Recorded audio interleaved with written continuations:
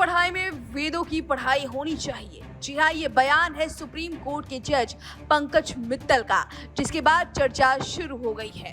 दरअसल 12 अप्रैल 2025 को supreme court के 75 साल पूरे होने के अवसर पर भोपाल स्थित नेशनल लॉ इंस्टीट्यूट यूनिवर्सिटी द्वारा आयोजित कानूनी सम्मेलन में मित्तल भाग ले रहे थे। पंकज मित्तल ने कहा कि देश की न्यायिक प्रणाली को भारतीय बनाने के प्रयास किए जा रहे हैं, जिसमें सर्वोच्च न्यायालय के निर्णयों का अनुवाद करके उन्हें क्षेत्रीय भाषाओं में उपलब्ध कराया जा रहा है। इस प्रयास के तहत भारत के पिछले मुख्य न्यायाधीश डी.वाई. चंद्रचूड़ के कार्यकाल में न्याय की देवी की एक नई प्रतिमा का अनावरण किया गया, जिसमें साड़ी पहनी हुई है, तलवार की जगह किताब थामे हुई है और उनकी आंखों पर बंधी पट्टी हटा दी गई है।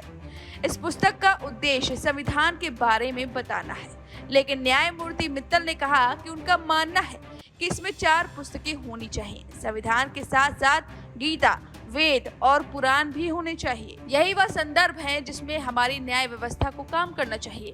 तब मेरा मानना है कि हम अपने देश के प्रत्येक नागरिक को न्याय प्रदान करने में सक्षम होंगे। न्यायाधीश ने प्रस्ताव दिया कि विधि महाविद्यालयों और विश्वविद्यालयों द्वारा शुरू किया जाने वाला विषय धर्म और भारतीय विधिक विचार या भारतीय विधिक न्याय शास्त्र की नींव शीर्षक के अंतर्गत हो सकता है, और यह केवल पाठ्य पुस्तकों तक सीमित नहीं होना चाहिए, बल्कि न्याय के शास्त्रीय भारतीय विचारों और इसके आधुनिक संवैधानिक प्रतिबिंबों के बीच संबंध स्थापित करना चाहिए। जिसमें उन्होंने कहा कि अब समय आ गया है कि हमारे विधि विद्यालय प्राचीन भारतीय विधिक और दार्शनिक परंपराओं को औपचारिक रूप से पाठ्यक्रम में शामिल करना चाहिए।